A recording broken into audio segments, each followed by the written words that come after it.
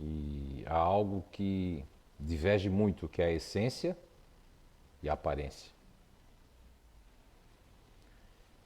Conta-se que quando Siddhartha Gautama, né, o Buda, que é o desperto em sânscrito, quando ele havia se iluminado, ele estava com seus discípulos assim, e um dos discípulos, assim, muito animado, disse assim: mestre, o senhor lembra de algumas encarnações? Porque quando o Buda ele se iluminou, ele lembrou de muitas vidas. Para a pessoa lembrar de suas vidas, requer não regressão de memória como hoje em dia tem, requer um autocontrole, uma iluminação, um propósito. E principalmente, um dos poemas que deixou Siddhartha Gautama, o Buda, que é mais herói, é mais meritório aquele que vence a si mesmo de que vencer 1000 homens numa batalha. Né? Porque numa batalha, você com o seu inimigo, você está vendo o seu inimigo, seja na batalha do dia a dia, daqueles que vos perseguem, daqueles que vos caluniam, daqueles que julgam, né? Você pelo menos sabe quem é. Hoje, nessa era da internet, a gente nem sabe, né? Mas tem um fake, né? Fake news.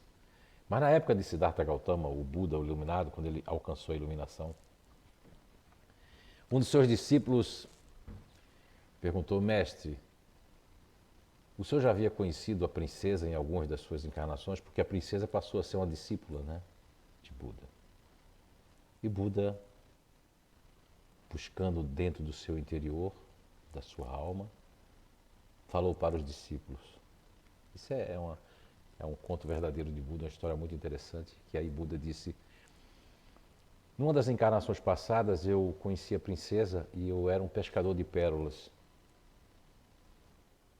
E casei com ela. E vivíamos numa região muito miserável, de muita fome, né? De muita necessidade, muita miséria. E eu tive na minha mente que queria dar o melhor para ela. Então, como pescador de pérola, eu fui me afastando em busca de uma pérola, de algo muito, muito valioso. E me afastei tanto, que demorei tanto a voltar, que quando voltei, a minha mulher estava num estado de quase morte, morrendo de fome, porque a fome havia assolado, não tinha mais comida para ninguém. E eu, inclusive, havia achado uma pérola maravilhosa, valiosa, digna de um rei. E eu peguei essa pérola e saí por ali querendo trocar por um prato de comida para que ela não morresse. E consegui salvar a vida dela.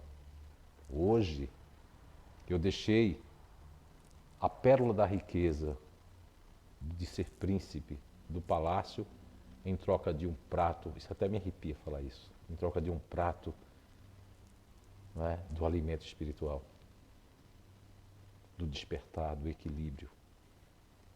Para chegar na condição que Buda chegou, de um pescador de pérolas, até um desperto, antes de uma situação miserável, de uma situação difícil, para uma situação no palácio, com toda a riqueza, com toda a nobreza, e deixar a sua mulher e o seu filho e sair em busca e fazer tudo aquele estágio que ele passou, com enganos inclusive de macerar o seu corpo,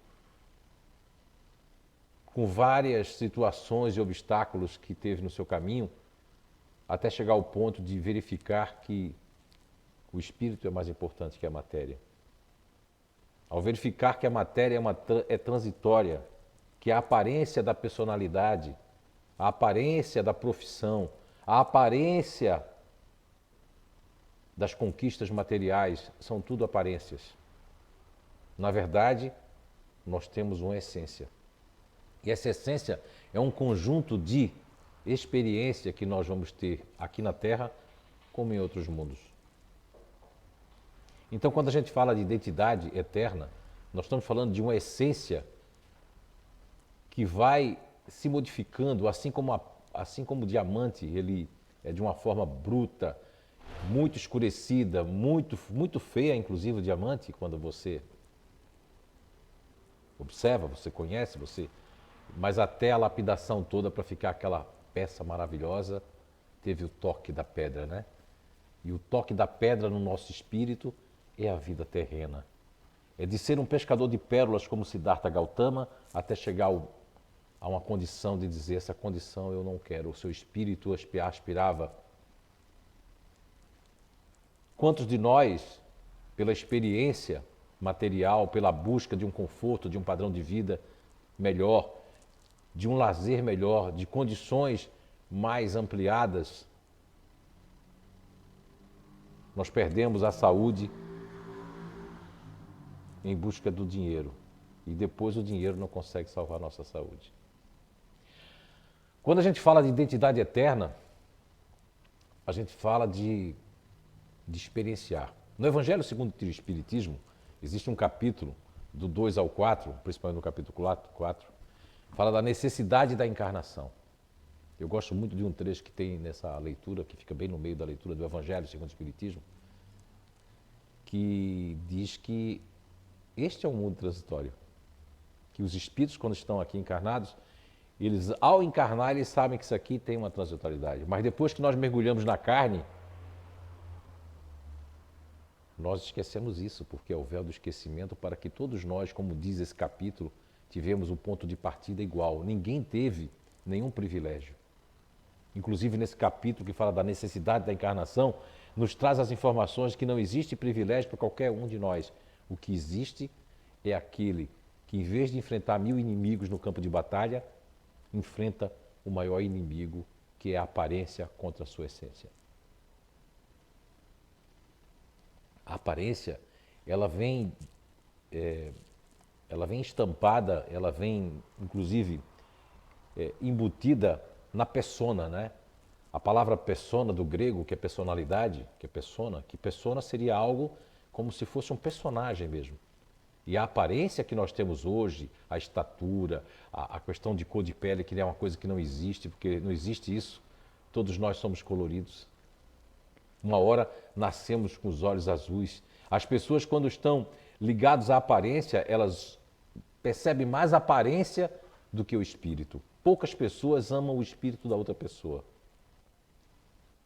E o amor, quando ele é só de relacionamento, de relatividade de homem e mulher, de mundo pequeno, mundo grande, mundo médio, não sei a forma que você queira encarar esse mundo, mas não existe nenhum desses mundos, nem pequeno, nem médio, nem grande. O que existe, mas eu sou humano, eu estou na Terra. Siddhartha Gautama também, mas ele já era iluminado. Ele não era iluminado. Inclusive nessas passagens, quando ele já estava iluminado, que ele fala das suas vidas pregressas, das suas encarnações, nós não percebemos que houve, veja só, uma encarnação de miséria, uma encarnação de fome, para uma encarnação de príncipe. O espírito não podia se regozijar? Quantos de nós nascemos em cidades muito melhores do que aqueles que nascem em regiões muito degradantes? Mas quanto de nós cobramos no mundo espiritual? E cobramos já aqui, eu queria uma situação melhor, eu quero isso, mas o que é que você está fazendo para ter uma situação melhor na próxima vida? Não é a situação financeira que diz que é o toque, a pedra de toque do diamante que somos todos nós, é a experiência terrena sem reclamar. Ah, mas é muito difícil não reclamar? Sim, é muito difícil, mas isso é uma osmose que existe na nossa terra hoje.